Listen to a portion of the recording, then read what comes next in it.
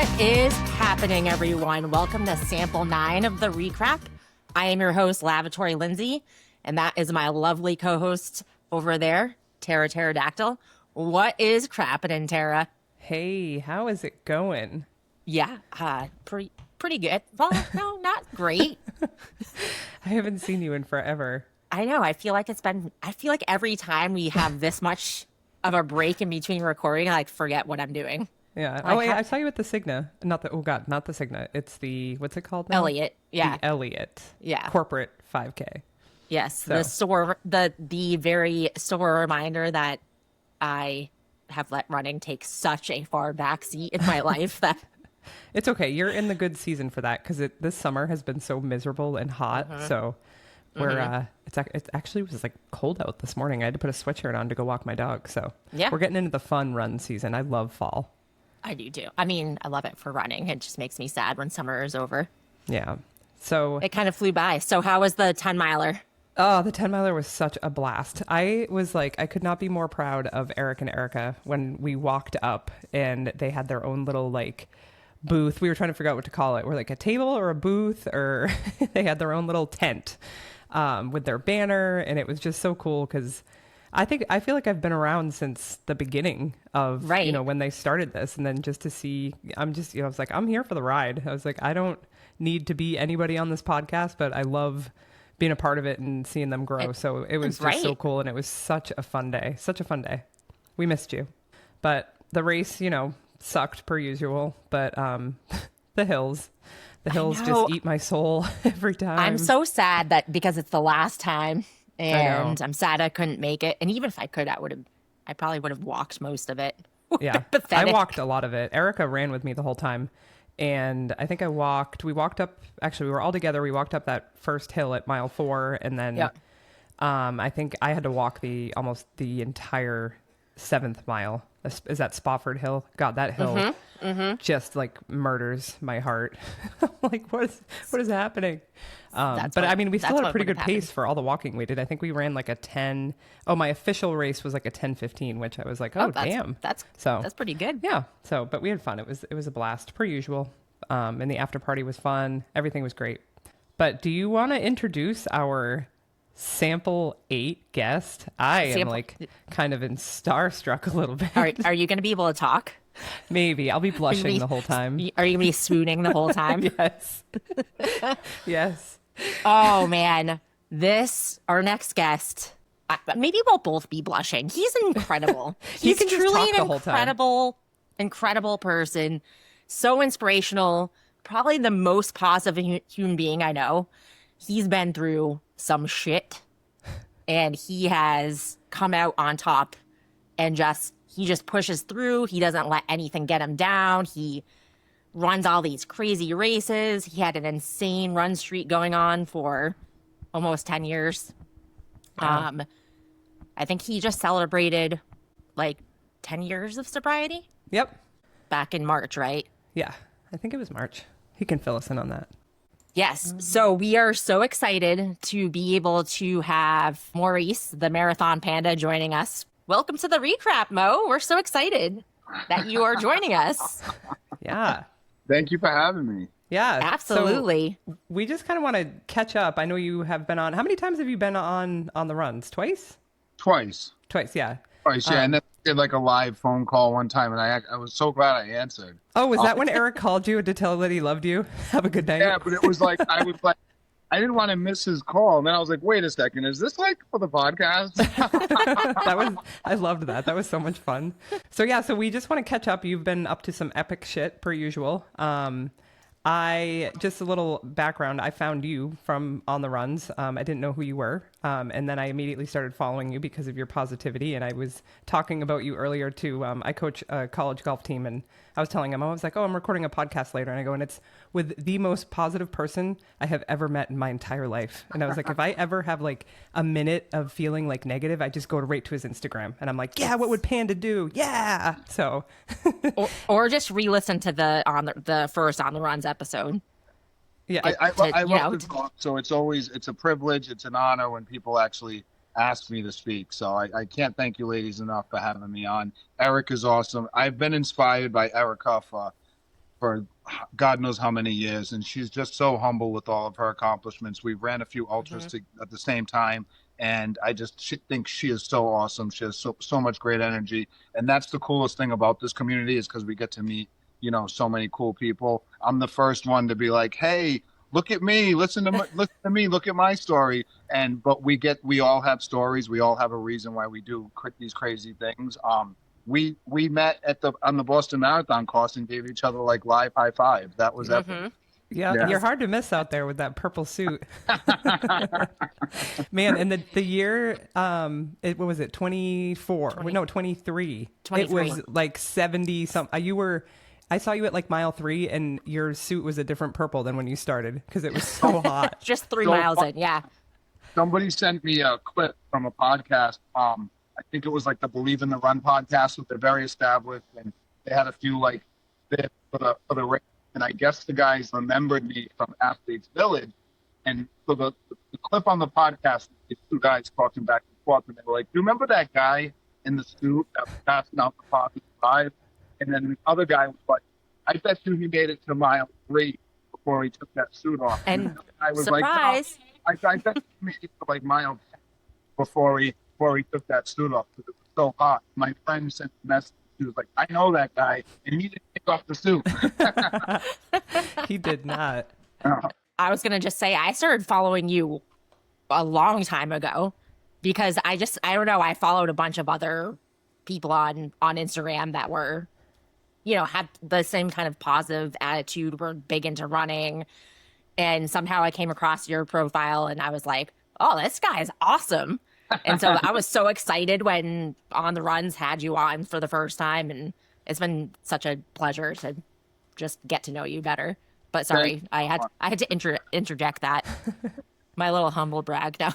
I think everybody knows Panda. I think so. Everybody does. Definitely, especially around here too, like in, the Northeast. You leave a lasting impression everywhere you go, which is a good thing.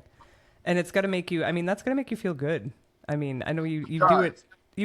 The reasons that you do it are not for, you don't do it for the look at me. You do it for the right reasons, which I love. Not just, hey, look at me. It's, hey, look what you can do. And like the quick, per se, elevated things. So my name's Maurice. I'm from East Providence, Rhode Island, currently living in Providence. I was introduced to the running community about 11 years ago, and I was so embraced and so infatuated with the community aspect. It was all brand new to me, and it came at a time where I needed it to be the biggest tool in my sobriety toolbox. So as somebody coming from like the darkest corners, like incarceration, being homeless, hardcore drug addiction, and I found running as my go-to exercise. When I became super consistent with it, I found the community, did my first half marathon, and just became so infatuated with the community. So for the past 11 years, I've remained super active, not only being Mr. High Fives and Positive Vibes, but being a cheerleader for everybody, because you get to meet so many cool people, and I can't say it enough. I want to talk about my story to anybody that wants to listen, but we all have stories. So not only has it helped keep me sober, it's helped me meet so many cool people. There's a piece to the story where I was reunited with my adult son, who I hadn't seen in over 18 years, and we did a 5K together the first time that we saw each other in 18 years. We ended up doing a marathon together. And the running, my social media, he found me, and his fiance, now wife, was like, hey, there's your dad. Like, you need to reach out to him. This guy's doing some awesome stuff, and he's not going to say no when you ask him if it's okay to meet. And like that story, I could talk hours about it, but it's just crazy how much running has done for me. So yes, it's kept me sober. Yes, it's helped me meet so many cool people. But like being reunited with my adult son, just opening doors continuously. I get to raise money for charity. I love. I've traveled because of it. I always say things like I have all these mantras, like running has gifted me a higher quality of life. The coolest thing about running is I say it all the time. Like, if I love the Boston Celtics, they're not going to open the garden and play with the Celtics. But I love running, and I get to run on the same course on the same day as like the elites and the professionals. I'm not a former Division I athlete. Like, you're a college coach, you're around college athletes all the time. Like, there are some people that compete at a very high level out there. I'm not one of them. But to be included and then to have my own role where like one of the things that fires me up the most is when like a man or a woman that like competes at a high level is like, hey, Maurice, you're awesome. I love your positivity. I love the run streak. The run streak thing of the past, but that stuff fires me up. It's fuel for the journey to know that I want to be able to do what you've done for so long. It's like a gift. Like I feel like it's my duty to show people what you can do with a positive attitude, with consistent change. Just like never stop believing in yourself. I never want it to be like just about addiction or just about running. It's about the whole big picture where no matter what you're going through, you can get to the other side of it as long as you never stop believing in yourself and you take that next right step. It's not going to be easy. Like I have examples for days about things that just seem insurmountable, but I applied that like marathon training mindset, like just do it little by little, celebrate the small wins. Like, how am I going to run 26 miles? Well, how am I going to pay off all this debt? How am I going to get this job? How am I going to get this apartment? How am I going to stay clean? How am I going to get reunited with my family? Well, it happens when you're doing the right thing day by day by day by day. And that's what the running, specifically the street for so long, did for me. It gave me that accountability and that structure. That's awesome. That's such a great story. And I think that was longer than I know.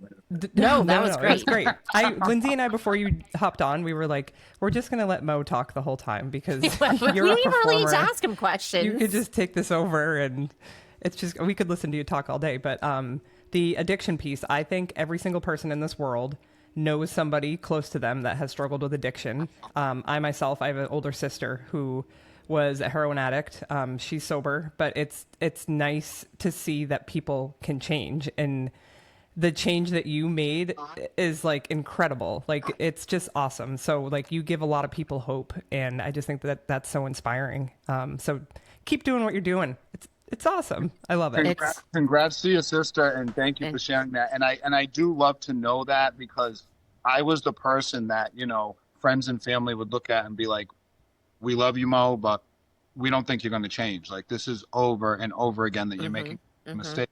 So to finally find something that gave me, it's a healthy new habit. And when you replace old habits with good ones, good things happen. So to be addicted to running and community and social media is much more healthy than being addicted to drugs and alcohol and the street life and so forth. So I'm just so grateful that I was able to make it out. And I want to share that hope. I want to share that light for somebody that's still struggling, for somebody that has a family member that's struggling. I have stories like a woman reached out to me one time and was like, the fact that you're so open and transparent about your street life and your addiction and your hardcore substance abuse helped me have a conversation with my brother, who I know is using, but won't talk to the family about it. I showed him your page. I showed him one of your posts, how you talk about it. Now we're having that conversation. And I don't know how long he stayed sober, but it allowed her to kind of take him along the first few steps of like getting clean and admitting that he had a problem. And this is somebody across the country that like, just to think that I made that kind of impact or delivered that kind of hope, it means a lot to me.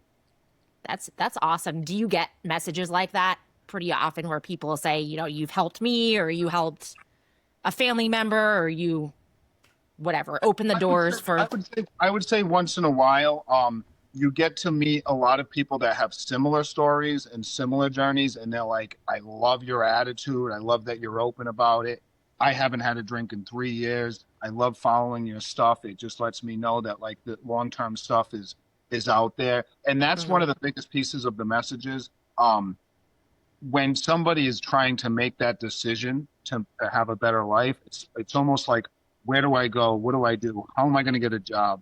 How am I going to get my family back? How am I going to get an apartment? Like I have nothing. I want to show people that you can come from the rock bottom, from nothing, and there is light at the end of the tunnel, not to sound too cliche, because it's hard. When you're 1 week clean, when you're 2 weeks clean, when you're 2 months clean, you don't know the answers to all those questions. So I'm very proud and grateful for the long-term sobriety and I'm literally living a life that I only dreamed about when I was on the streets. I said this in a previous interview.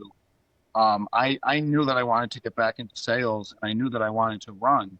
And I had this vision of like selling cars and running marathons, but I was a homeless drug addict with no driver's license. So it was such a far cry from reality. It was such a far stretch.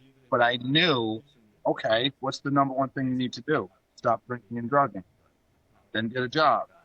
Then, so I put all those pieces together, and it took a long period of time. It was 3 years into my sobriety before I even had my driver's license back and was able to apply at, a car dealership. So fast forward, and now I'm like the face of the dealership. I do the advertising. I'm always in the top conversation for sales. And I never want to take the gratitude piece away from that. Like, I'm the guy that walks in and I'm like, happy Monday. And they're like, what do you mean happy Monday? Like, what's so happy about it? And I'm like, it's way better than it could be. Like, believe me. Right.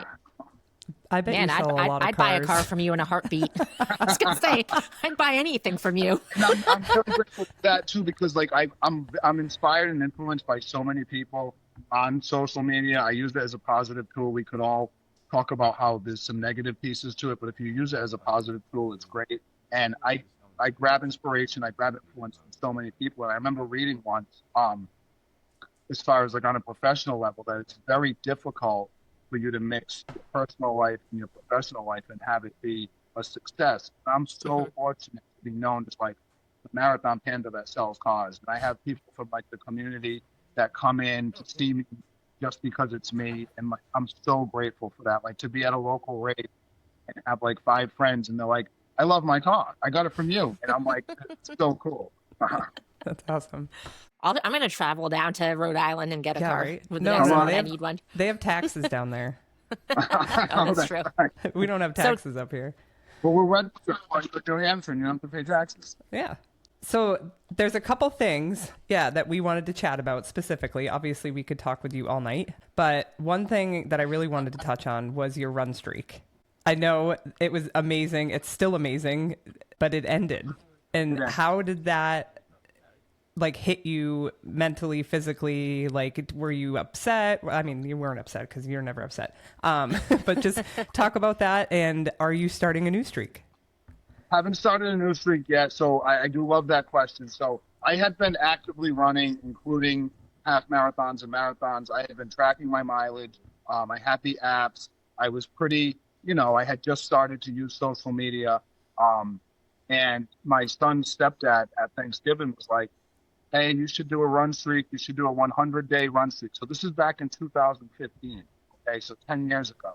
And he's like, you should do a 100-day run streak. It'll help keep you accountable. You have to run every day, no matter what. I just finished. I feel great.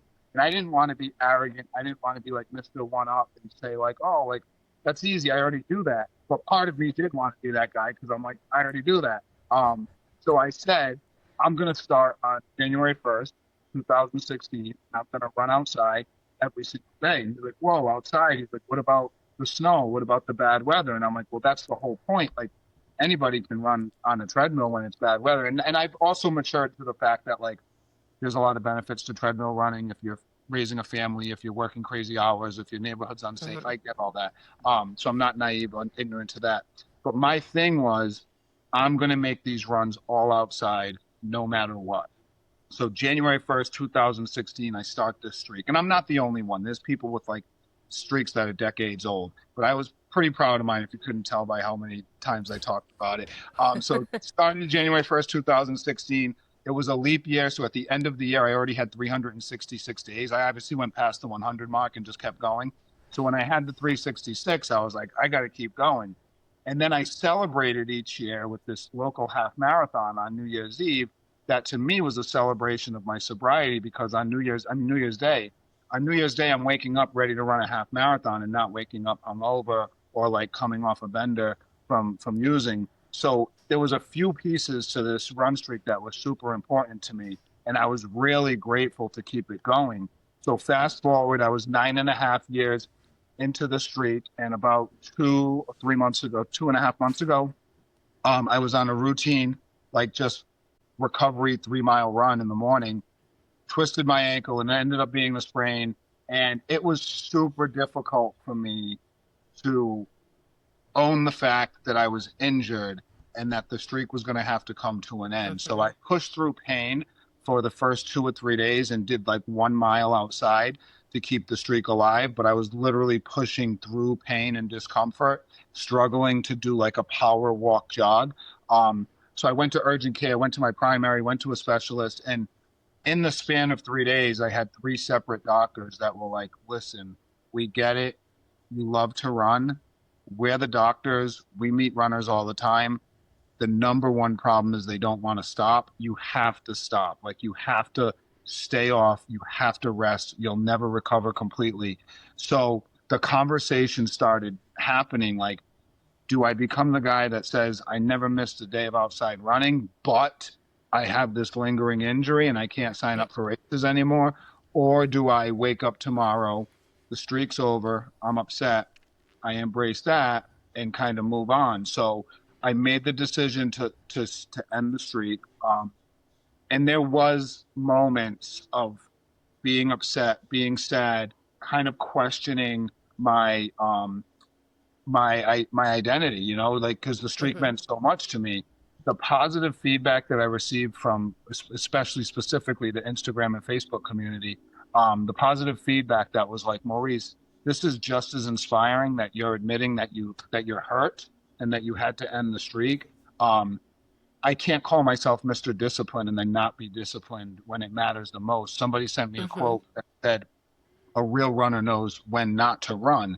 And then I had these messages that were like, you've come so far, you've grown so much, you've done so much, you've built a community, you're hooked up with different brands. Like, look at all the things you've done in the last 9.5 years. Just because the streak is over, nobody can take that stuff away from you. Like, I have ultra marathon finishes, I have marathon finishes, I've raised money for charity, I've had community events where 100 people have shown up just to show support for the Marathon Panda that talks about recovery and addiction and consistency and positivity. So those were the things that allowed me to be like, okay, that chapter's over.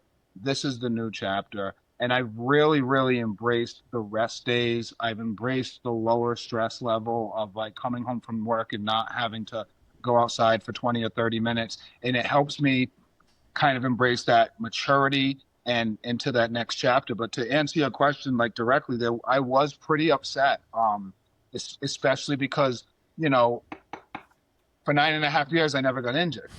And people used to say, how do you do it? Like, don't get me wrong. There were times where I had like little nagging things, but nothing crazy that would pull me from the road. And this time it did.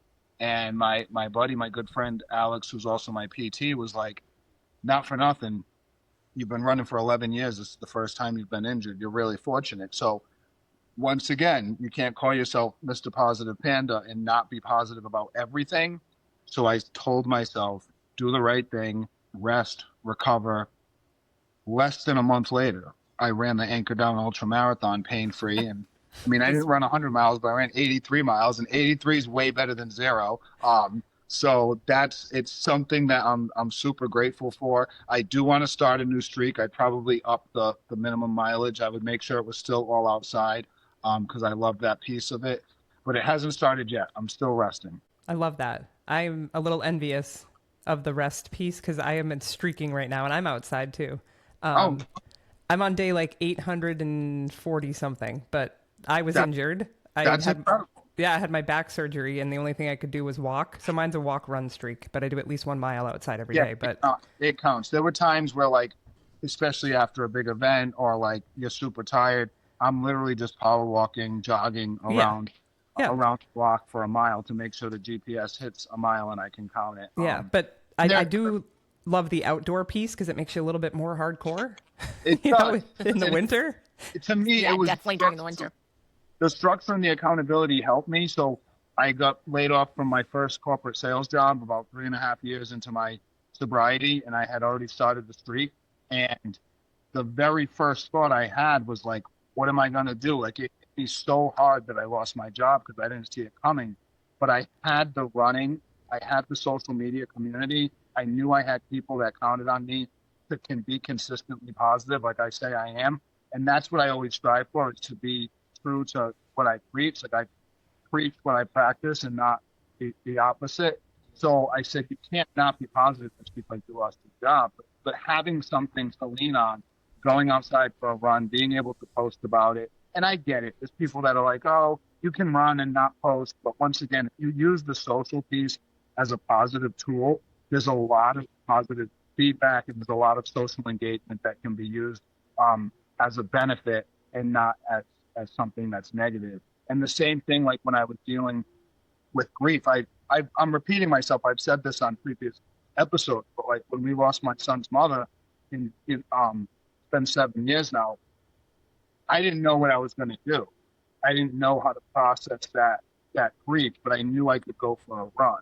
And I went for a run that night, went for a run the next day, went for a run the next day. And having something to consistently lean on gave me that structure and gave me that routine where I was like, you're going to be able to get through this. You're so inspiring. I'm just like speechless right now.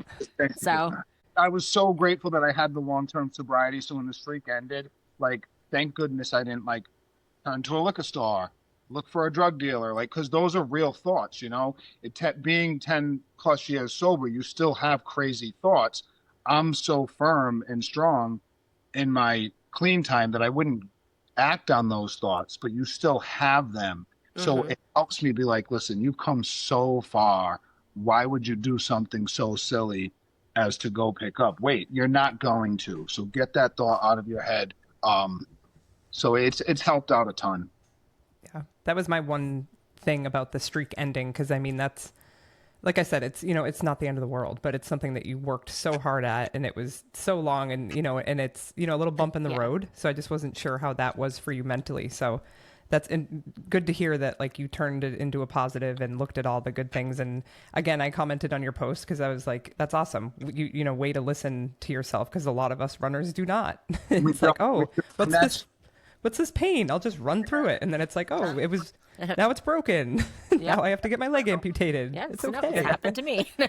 That really helped me was owning the maturity piece. Like, you say you've grown so much, then do the right thing, be mature, shut it down, and go on and let this thing heal. So awesome. So Alex was able to get you kind of back on your feet pretty quickly, huh? He specializes in ankle sprains. So we used an aggressive PT treatment with needling and like an aggressive like tissue massage. And I was very fortunate that I was able to bounce back. I'm dealing with something right now where I'm probably just going to stop running for the next week or two just to make sure, because I have Chicago coming up in 6 weeks, and I want to make sure I can toe the line for that. So it's almost like a blessing in disguise that I know how to rest and how to, like, the streak's not there, so I don't need to worry about it. I went for a bike ride today, went to the gym, I did yoga, so I'm obviously going to stay super active. That's the way my brain operates. I need to stay super active, and I love the fitness community. I do not want to be a part of it. But yeah, I have some pain in my foot, and went to see him today, and we decided we're going to shut it down for at least a week or so. So tell us about Anchor Down. How did that go after being injured and everything? It was my 4th consecutive year. I volunteered at that race 5 or 6 years ago with the suggestion from my run coach, Lori, and her now husband, Paul, who's an Anchor Down veteran. She's an ultra marathon veteran, having many. Is that my Lori that gave me her Boston Marathon medal? Yes. I love her. Yes, so she's incredible. And they were like, you should volunteer at this race, see what it's all about. And I went there. I only had like a 4-hour shift at like half of it at the aid station, the other half like just manning like one of the crosswalks where the runners go across a road that's kind of closed, but people could still be driving. And just seeing, I had run marathons before, but I had never really been around the ultra community. And I'm thinking in my head, I'm like, okay, there go the 6-hour runners. But these are the 24-hour runners, and they're not going to stop until tomorrow at 7 p.m. And I'm like, they're still going. So immediately I was like, I want to be one of those people. I want to be one of those people that someone says is crazy enough to run for 24 hours. And you have to run a 12-hour event to qualify. So I immediately signed up for a 12-hour event. I think I had a 50K experience at that point. I'd have to look back at my records. So I wasn't like totally, or I wasn't an ultra virgin, for lack of a better term. I think I had a little bit of experience, but I dove right in, signed up for a 12-hour, the hamster wheel, the dumbest race in New Hampshire. Absolutely loved that race.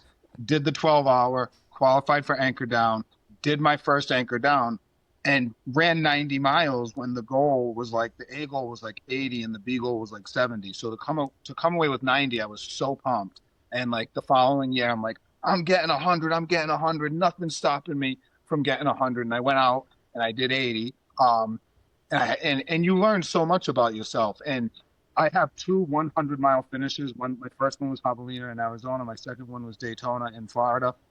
And you learn so much about yourself and those were 30-hour cutoffs. So it took me 28 hours to finish. And I'm so proud of those two buckles. And we can talk about that in a minute, because I want 4 buckles so I can apply to Badwater one day. Yes, but I was going to ask you about that. Ooh, I'm in a crew. I'm in for crewing. Yes. So you learn so much about yourself. I always, in my experience, between miles 40 and 70 or 40 and 60, I experienced like a lot of negative thoughts.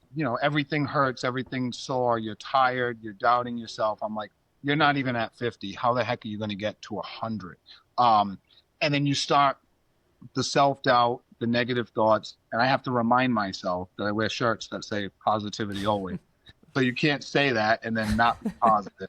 And the cool thing about these events is you're in these beautiful places. So when I was in Arizona, to see the sunrise in the desert, I'm like, when are you going to be in the Arizona desert with the sunrise, running through cactus and running with all these amazing runners? Like, you better snap out of this funk. You better keep moving.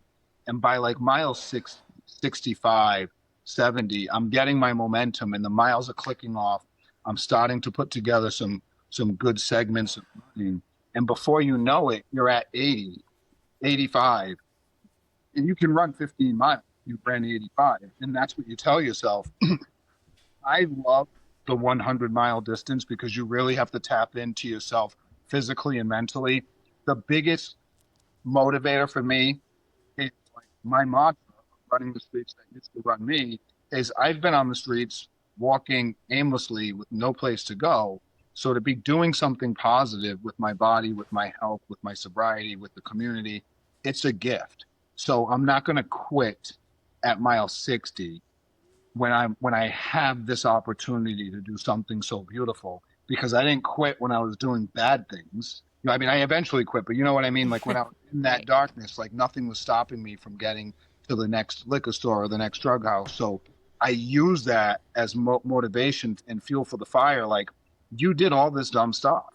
Like, you can definitely do something that's cool. You can definitely do something that's positive. And that's my biggest motivator. Do you find, so I've run a couple ultras, but nothing like what you do or what Erica does. Do you find in general that the ultra community, you see other like recovering addicts? Because I get the sense that there are a lot of people that are in the ultra community that have battled these addictions in the past and have overcome them, and I feel like that's almost like a driving force to keep going. You do, and it's funny that you asked that. It's very, very common. Just recently, a friend was talking about me and my 24-hour event to her friend, who was like, he's a big-time fitness trainer. He trains people at a very high level that compete in fitness competitions and so forth. And he like saw my social page quickly and heard a little bit about me doing this ultra. And he was like, let me ask you a question, if you don't mind. He was like, is he a former addict? He goes, I'm not trying to be rude. He goes, I just meet so many people that do these long distance endurance events, get into things like boxing, get into things like fighting, get into things like, high level bodybuilding and training, that were former addicts, because they're channeling that negative energy into something positive. And it's, you find it so much in the ultra community, because it allows you, like, I was seeking a mind altering substance over and over and over again. It's almost like you're seeking this discomfort. I enjoy it so much. Like, and I love the questions when people are like, how do you do that? Like, I don't even like to drive that far. Like, how do you stay up for 24 hours? And how do you do it with no sleep? Like, I love it. And it's whether it's ego, whether it's whatever it is, it really helps fuel you. So to answer your question more directly, you meet a ton of people that are coming off of dealing with something crazy. A lot of times addiction, a lot of times grief. Maybe it was like they got out of a really bad domestic situation, or they're going through a divorce, or they were battling mental health. And that was the number one thing about running that captured me, is it gave me immediate confidence. So before I got clean and sober, backtrack to like 2005 and 6 and 7, running was my go-to outlet when I wanted to feel good about myself. If I had like a wanted to brush the dirt off my shoulders moment, it helped me build confidence, helped me feel good about myself, even if it was just for a short period of time, those 2 or 3 hours. And I didn't stay consistent with it because I was so actively using. But when I decided to make the long-term switch to a healthy, sober lifestyle, the running was the number one piece. And it just, now with the community, not to lose track, but it helped me. And I say it all the time, it's my number one tool, and the community is right there. That's awesome. So fast forward to 2025, Anchor Down. You were going for the buckle. Going for the buckle, but my training got sidetracked because I sprained my ankle, so I just shut it down for a couple of weeks, but still went into the race mentally and physically sharp. Like, I was ready. I really, really wanted to hit that goal, and I believed in myself that I could. 2024, I had a better first 12 hours. I think I did hit the 50-mile mark within 12 hours, even though we had the tropical storm. This year, I was a little behind pace, but I was still in the 40s. So it was still very attainable. I think I was in the high 40s. So it was still very attainable. It's tough because in hindsight, you're like, well, I should have done this. I should have done this. I was proud of myself that I took less breaks. I did not sit down more than twice. And when I sat down, it was like just to eat, drink, kind of regroup mentally. And I got right back up and kept moving. There just wasn't enough fast running after the 50 and 60 mile mark. But when I was at that 50 or 60 mile mark, I didn't even think I was going to get to 70. Like, the thought of 100 was like out the window just because I was falling so far behind. So to come home with 83, I'm very proud of that. Shout out to the guys and gals that get the 100-mile buckle. Alex got the 115. There were a couple of big numbers out there, and it's just so cool to see that, and it gives you something. I'm already fired up for next year.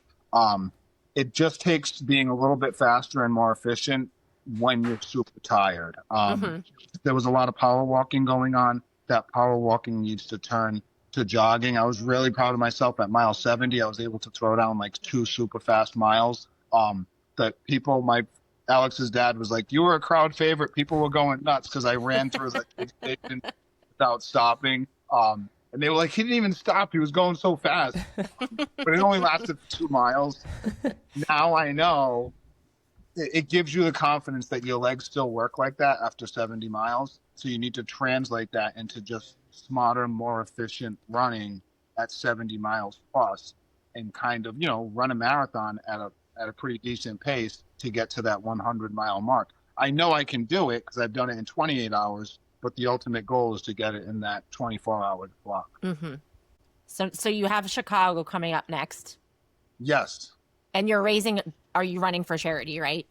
I am. So if anybody has the opportunity, they can check the link in my bio. I'm really fortunate. I'm with a very small and modest, it's a small and modest fundraising requirement, which I'm really grateful for, because everybody knows how hard it is to fundraise. And I've really matured in my role as a charity runner, and you can't listen to there's going to be, no matter what you're doing, there's going to be some negative talk out there. And there are people that talk negatively about charity runners at world majors, but you have to remember, these are people that are usually full-time employees, raising a family, and the fundraising piece is just as hard as the marathon training. And I don't want to be the guy that's like, hey, my name's Maurice, I run marathons, can I have some money?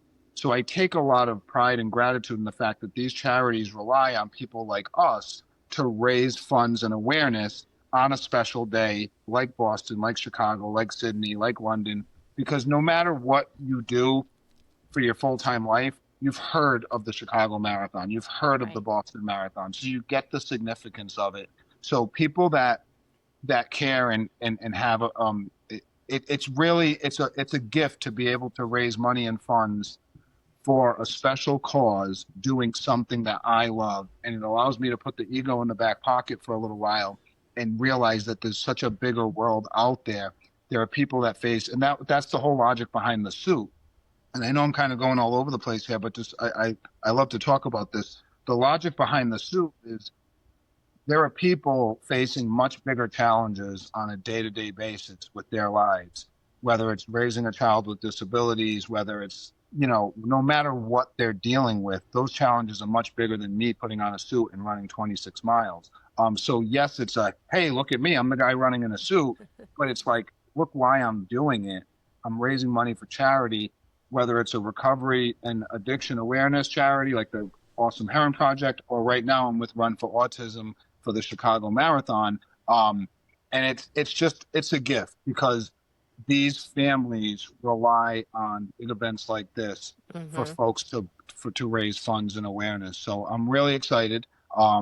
Shout out to my friend Ashley, who gave me the opportunity to be part of the charity team. And the Chicago Marathon is going to be super special. Both of my sons are going to travel with me. My daughter-in-law got in with the lottery. It's going to be her first marathon. So we're going to make it a big family event. So shout out to Levi and Malik, my two sons, and then Dion, Malik's wife. She'll be running her first marathon. I'll get to be there with her, and it's going to be a ton of fun. And all my best friends are doing it. Tommy and Teddy and Rob and a bunch of the wave runners. So it's like the community. It's such a cool opportunity, and that's why I scream things like we get to do this, because and I know, and when I talk, it's from my own point of view. I never want to rub anybody the wrong way or sound ignorant, but one of the things that's a pet peeve to me is when folks like complain about world major marathons and like the logistics and stuff, and it kind of pokes me the wrong way, because we're so fortunate that we get to do this. Like, you can stay home. Like, you don't have to get up and complain about having to get up early and get on a shuttle bus or like wait in line or take a ferry or like, so yes, there's going to be crazy logistics involved, but you're in this world major city that's shut down for one day just for 30 or 40 or 50,000 people. And everybody trained their butt off to get there. Everybody has a story. Everybody has their why. And there's so much excitement going on. I want to shut off all the negative talk that people come up with about those things. And it's not to sound ignorant and to offend anybody. No. Yeah, I think you're totally right. Yeah. I'm excited for you. You're making me so like I wish I was running it. We get to do this. You got to stay super grateful. Yeah. There's a lot of people that look at folks like us and say, I wish I could do something like that. So not only are we inspiring people, but that's where the mantra "Run for those that can't" came from. Obviously, there are people that are mentally or physically disabled or aren't emotionally available to do something like this. So the fact that we have all three boxes checked, that we're physically, mentally, and emotionally available to do something like afford to go to a world major marathon, be able to fundraise, be able to qualify. That's such a gift in itself. And I think the gift and the privilege should be celebrated, no matter how you got that bib. And I think that the other piece where like some of the social media people that are gifted bibs that are catching a bad rep, if somebody has respect and love for the community, then they deserve all the kudos as well. Do you know what I mean? It's only where if you show up and you don't respect and love the rules and the community, that somebody should be able to say something negative about your entry. And once again, these are just opinions from the Panda. I'm right there with you. And I use your line that we get to do this. I use that a lot because, from somebody who had a very severe injury where I was down and out for 2 months, I was like, man, I would take back a shitty run right now if I could. Yeah. So whenever I'm out there now and I'm like, oh my God, this hurts, I'm like, I get to do this. I get to do this, because there's a lot of people that wish they were in my shoes right now. So I love that line. It's so true. And that's why, like, that's what made it easy for me to embrace the rest and recovery, because I don't want to be that guy that says, and I'm, once again, I'm not trying to sound ignorant. I don't want to be somebody that says, well, I used to run, but I didn't listen to my doctor, and now and then the other piece is there are people that will never be able to run that look at us and they're like, look how fortunate they are. So that's where that kind of fire comes from when I'm, don't talk negative about marathon entries. Because you can't, you shouldn't. So for Chicago, do you have a goal, or are you going to be running with your daughter-in-law the whole time, or your friends, or what's your plan? So the goal, like, to put numbers on it, the goal a few months back was to have it be a PR race and run a 3:39 marathon, which is like an 8:30 pace. That would be, my current PR is 3:41. So that goal has been adjusted. I'll be very happy with, especially having to shut down the running right now for a couple of weeks. I'll be very happy with the sub 4. I'll be very happy with any 4.5 hour finish. I don't want to. I've learned that it's much more than a number on the clock. Do I want to run a marathon PR again? Yes. Heck yes. Like heck yes. But it might not be in 6 weeks. It might be in 6 months. So I'm being Mr. Mature and saying, like, let's have fun. Let's toe the line healthy and strong. And any number on that clock will get me a medal. And that's the goal. So to answer your question, it was 3:39, then it was 3:45. 3:59 would be awesome. But I'm not going to be sad if it's like a 4:30. Yeah. There's also so many factors too. Like, I mean, the weather, you could have some code browns. I hope that, knock on wood, that's not happening. I've been pretty lucky with that. I mean, I'm the guy that, like, is like the poster boy for don't do anything new on race day and then go and do it. I was like 27 marathons in, and I signed up for a marathon and ate like a pound of steamers and fried clams like the night before the marathon. Oh God. So, Eric, there was a couple of code browns on marathon morning. I would think so. So grateful to clean out houses, but I was like, wait, people are probably at like mile 7 and I'm still in the bathroom. That's my code brown for this episode. So no fried clams and steamers. No fisherman's platter the night before a marathon. Yes. Got it. Heard. Another time I bought these shorts that like matched my sneakers because I thought they looked really cool, and I had never ran in them. Ooh. And I'd start off the race and I'm like, oh, these aren't running shorts. So it was like no movement, and I think it cost me a 3:59 that day. I ran a 4. How was the chafing on that after? A lot of chafing. Oh man, the shorts looked awesome. Oh. I looked so cool. It hurt, but I looked so good. But I should have did like a race dress rehearsal like you're supposed to do. Yes. So now I do kind of, do the right thing and make sure I'm wearing something comfortable. And I mean, the suit's comfortable. Yeah. Oh my gosh.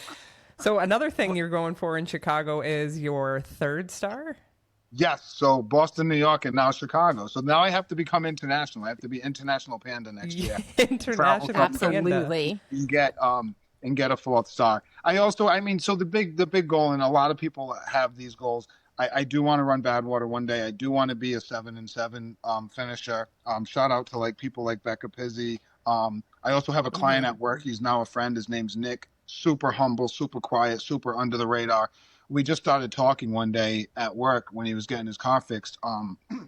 And obviously I was talking about running. I mean, I don't know if you can believe that or not, but I was talking about running, and he's like, oh yeah, I did the 7-7. And I was like, wait, what? Just casually drops it. I was like, you did what? He's like, oh yeah, 7 marathons, 7 continents, 7 days. I'm like, you mean the Great World Race? I was like, you've done it? So he tells me, and he shows me the pictures, and he tells me about Antarctica, and Asia and Miami. And I'm like, that is so crazy. Like I would have a tattoo that says, "Have I told you about the great road, Ask me about my 7x7. Yeah, 7x7. Did I tell you about the 7 and 7? So that's a huge goal. I met the director and at the Boston Marathon weekend this past year. Super cool, down to earth guy. His name's skipping me right now, but like he gave me like his phone number and was like, follow us on social, shoot me a message. My big goal is to, raise some money for charity, get some corporate sponsorship, and go out there and do it. I have that attitude that like if all they want me to do is show up and run, I can show up and run. Yeah. So I think that's a huge like dream goal of mine. I want to get some more 100-mile buckles so I can qualify to apply to Badwater. Another shout out to Lori because she's a Badwater finisher, and I was privileged enough to be a crew member and get an experience out there. Mm-hmm. I remember jumping out of the van at my first pacing duty.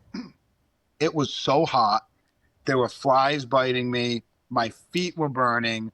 My skin felt like it was burning. And I'm looking at my watch, and I'm not even at like mile 1.3. And you better not complain. You better not complain because she has like 80 miles on her legs, and she's not complaining. So it's such an amazing event. I love the heat. So to be out there and be able to compete at the world's toughest foot race, like everybody knows about it. It's such a huge challenge. You see these people just like pushing the limits, and that's what I love so much. And even if you never do an ultra marathon, even if I remember one time I had a coworker and she was a former Division I runner, competed at a very high level, and she probably would never do anything longer than a 5K or a 10K. But she said something one day. She's like, I really don't like when people say, well, have you done the New York Marathon? Have you done the Boston Marathon? Like, you can't tie a distance to whether or not you're a runner or not. Mm-hmm. She runs way faster than me, way more consistent, loves running. It's part of her identity, part of her life, but she'll never do more than 6 miles probably. So I've really opened up my eyes to the community, to the sport. When I first started running and training, I didn't even know what an 800 was, so there's just so many pieces, and just because you're an ultra runner doesn't mean that you're any better. And not that people act like this, but I'm speaking freely. Like a 5K runner is just as excited and works just as hard as somebody that's going out and training for an ultra. And that's the other cool thing about the community. There's just so many places where you can find a place to kind of, call your home and chase down personal goals. And the coolest part about like me having the opportunity to build a community and hold the local event is you get people that have never run before that are like, I want to do the Panda Posse 5K. I want to do the Run Roadie. I want to do the Monster Dash 5K. I want to do this event. How do I do it? Like, I need to start running. I'm going to do a mile, and have like families that like mom and daughter teams or husband and wife teams that have never done this before that are now training for their first 5K because of meeting somebody like Tara, meeting somebody like myself. If we can do it, they can do it. So that's what's really cool is it's just like in sobriety. You want to celebrate the newcomers. So I'm so pumped up that I'm still able to do this. And then I'm able to kind of open doors and hold hands for some newcomers. And I never want to lose the gratitude of that role that people look at me as like, I look at people as like OGs in the game that have been doing this for years. You've heard me on Insta when I'm screaming, I'm not the strongest, I'm not the fastest, I haven't been doing this the longest, but positivity plus gratitude, what the song is. Like there's so many people that have been doing this for so long. And I learned so much from them. And to have people look at me as somebody that they can learn from is a gift in itself. One of the things that I really like about you and about other kind of social media influencers who are runners nowadays, you see a lot of positivity. You see a lot of inclusivity, people encouraging new runners and encouraging slower runners and faster runners and people who run a mile, people who run 100 miles.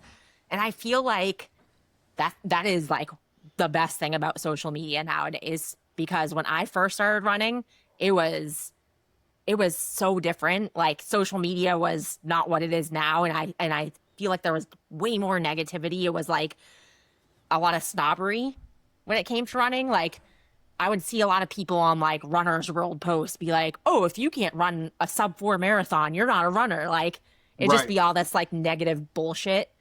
And nowadays I feel like within the last like 5 years, especially, just there's been so much more accounts, more people out there who are willing to be like, hey, I'm slow and I still do it, or I only run a mile and I consider myself a runner, or I'm a bigger runner. And it's like you see so much more of that, whereas when I first started, people would be like, well, you don't look like a runner, or oh, you're not fast, so you're not a runner. And I really appreciate people like you that bring people together. I appreciate you saying that. And it took me years to realize. So my first experience was a local half marathon. And once again, to tie into the sobriety stuff, I was coming out of being incarcerated. So I was in jail, got out, wanted to stay clean. My partner at the time signed me up for a local half marathon, knowing that I had this dream of like running a marathon, but didn't really know the magnitude of it. So I was like, let's start with the half. And I run this local half marathon, not knowing anything about the community.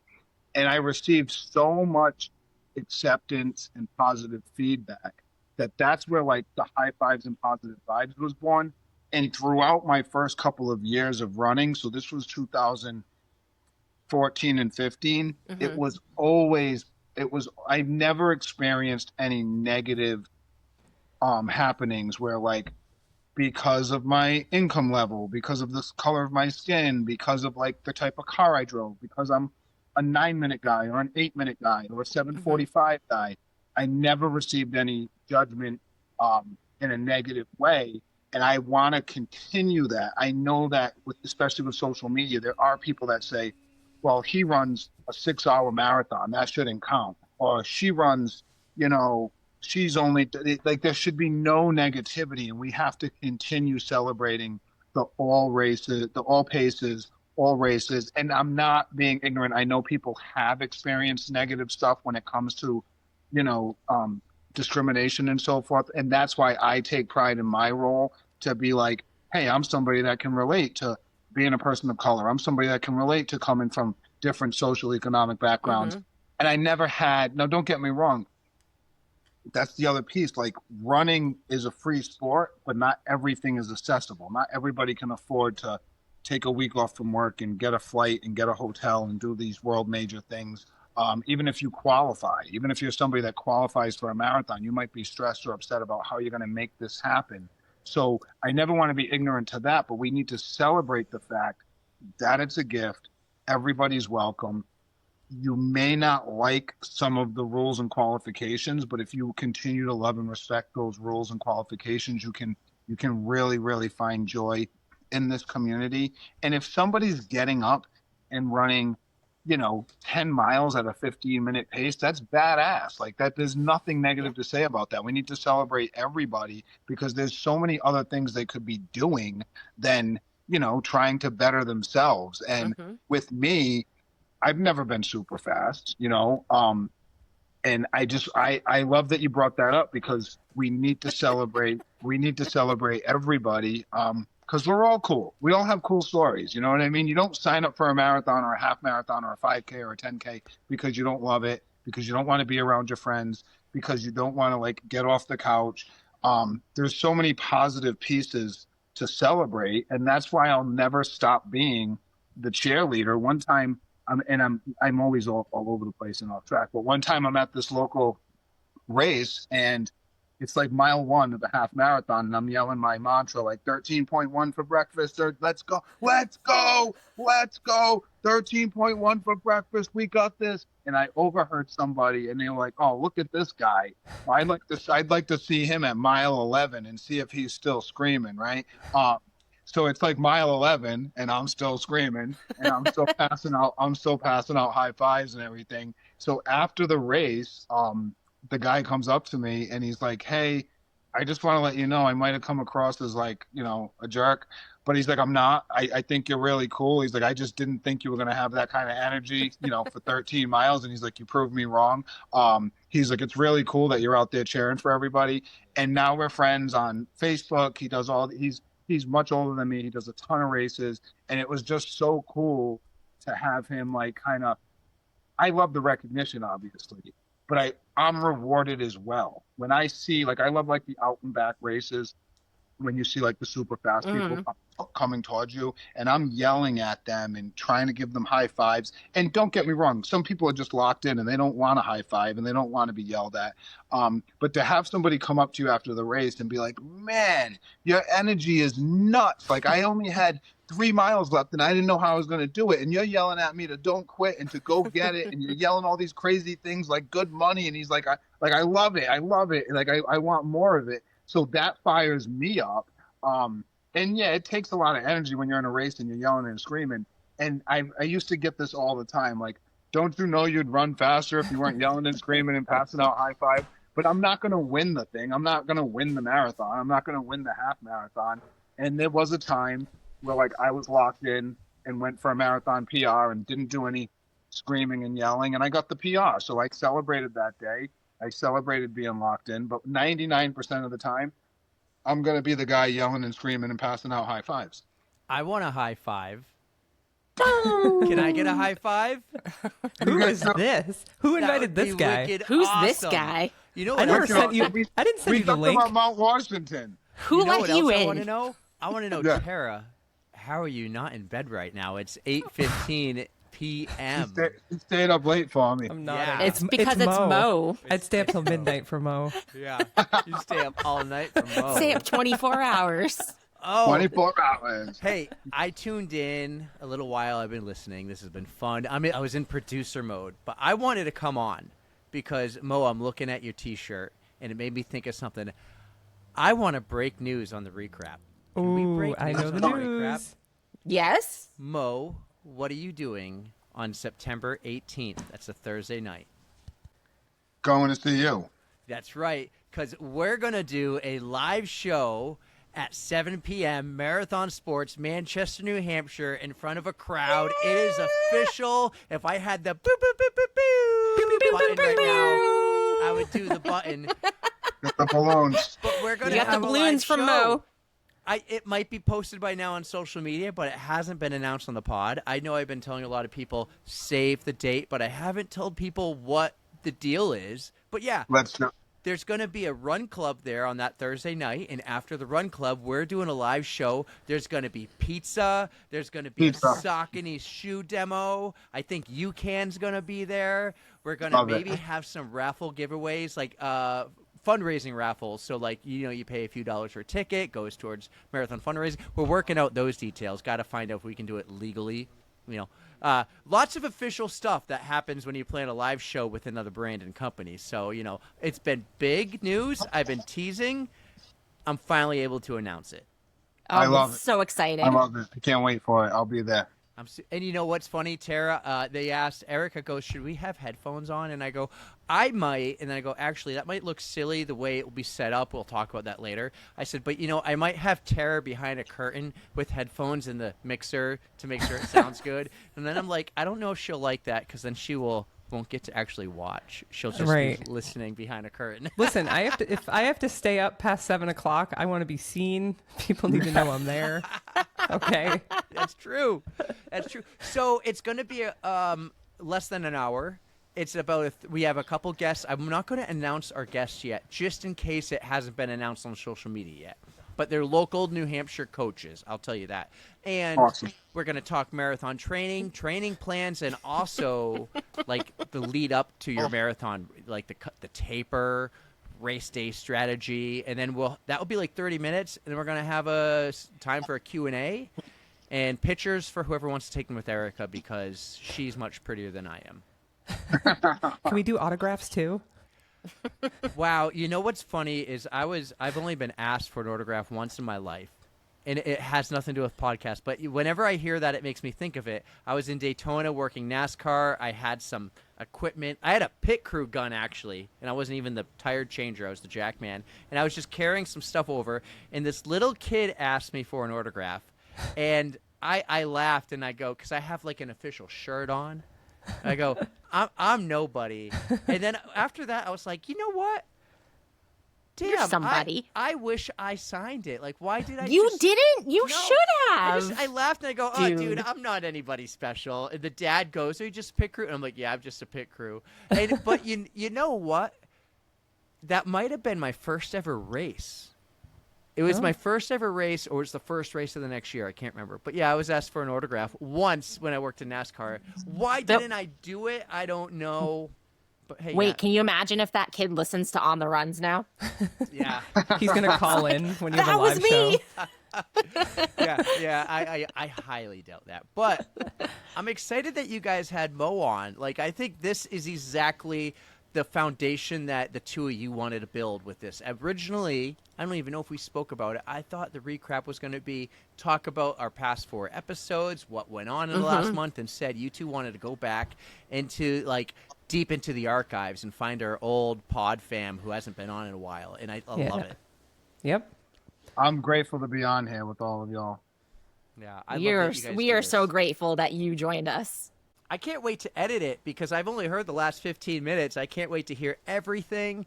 And... Oh, I gave you a Code Brown shout out. Yeah. We got a Code Brown from Mo. Got a Code Brown from. That's a good one. Nice. Actually, the first few minutes are kind of a disaster. Sorry.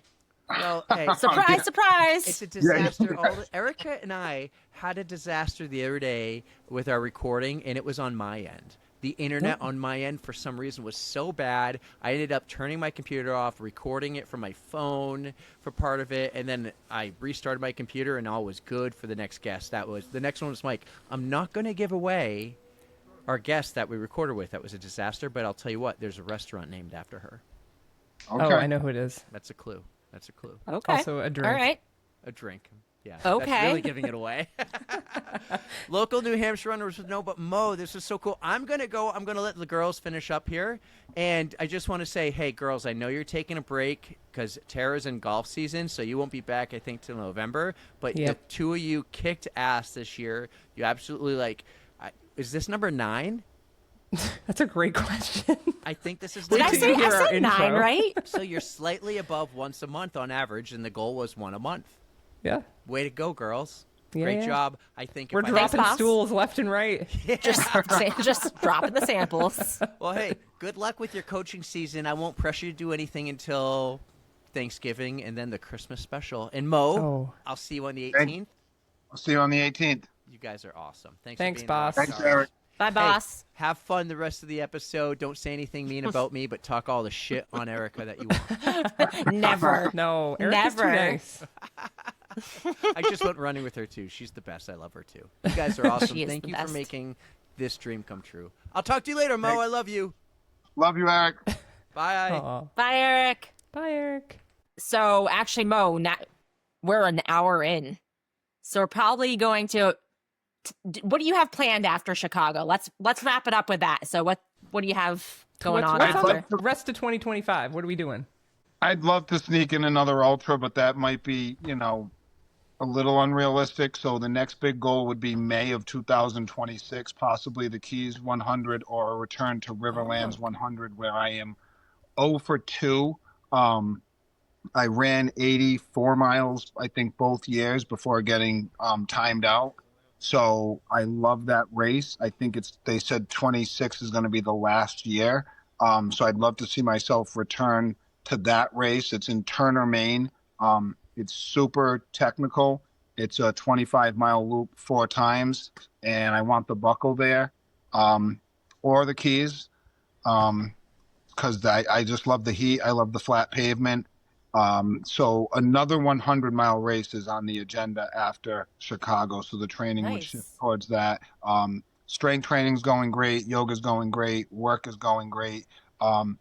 If anybody can, check out my fundraiser. The link is in my bio, not to sound corny. Where can people find you? No, nothing corny about it. Marathon Panda Maurice, running these streets on Instagram. Yes, if you don't follow him, you live under a rock. But he's basically the only account him. you need to follow. Seriously. You need to, just for all the positivity. I appreciate the hype. Yes. Yeah, you're wonderful.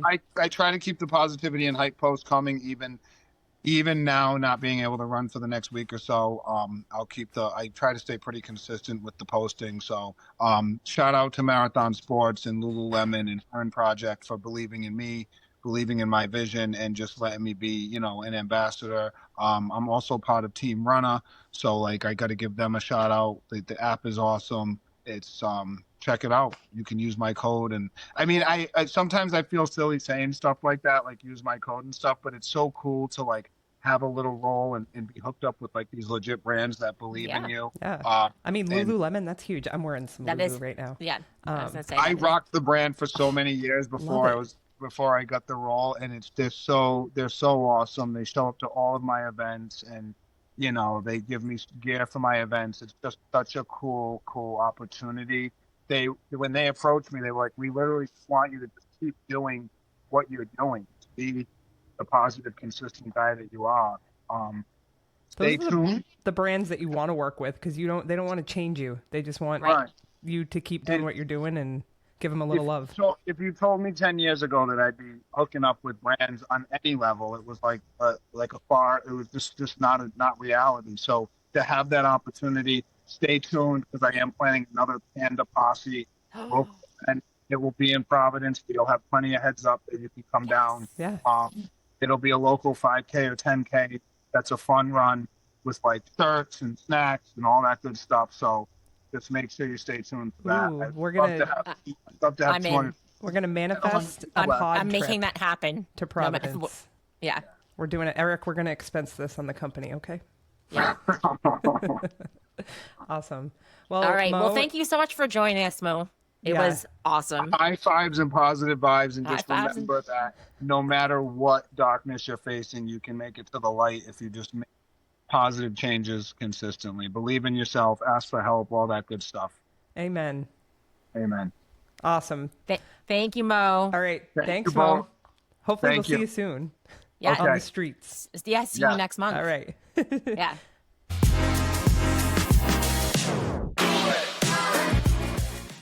Well, that was an awesome episode. I've been wanting to hear what Mo's been up to since he was on the runs, and since we saw him at the Boston Marathon.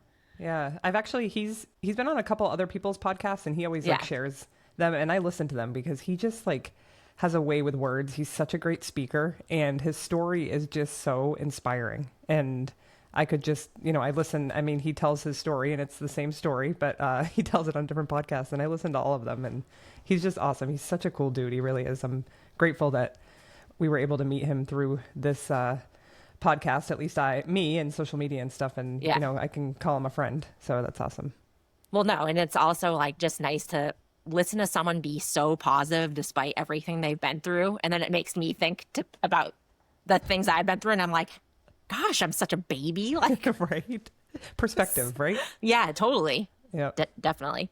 Yeah. He's definitely changed a lot of people's lives, and he's influenced me because, again, like I said, I always use that line, we get to do this. It's I'm not I don't have to be out here, but I am because I'm able, and it's just, again, perspective. So I feel like this is adding fire to my yes. I've been on such a slump.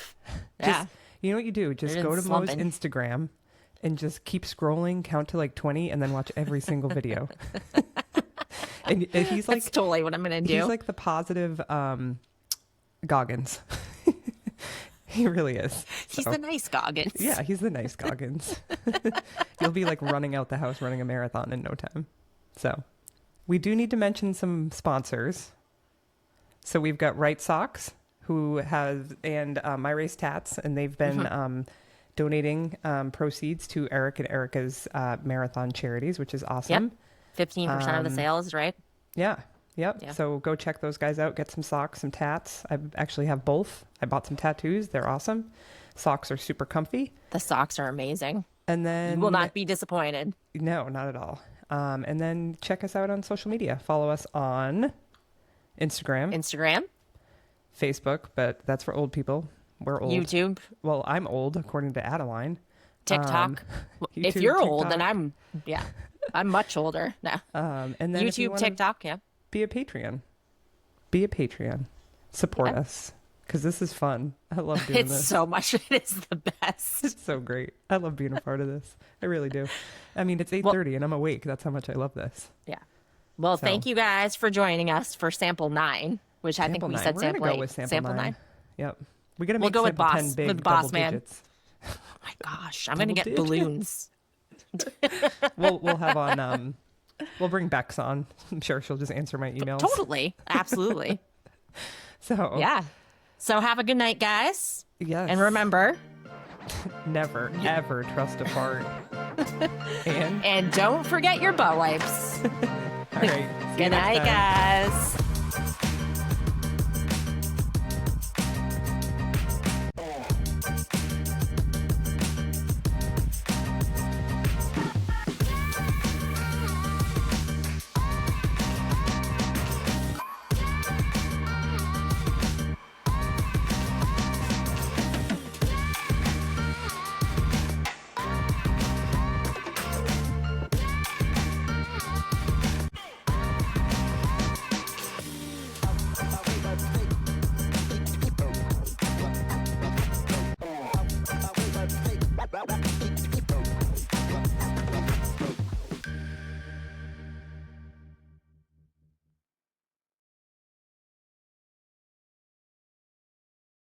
Maybe, but I don't want to. Eric can cut out this. I don't want to mess it up. He'll know. Oh. Don't cut that out. I don't know what that was. I don't know. I don't know what Mo's doing right now. Are we in the bathroom with him? Do you need help, dude? What kind of podcast is this? Protein shake or that drop. Protein shake. Okay.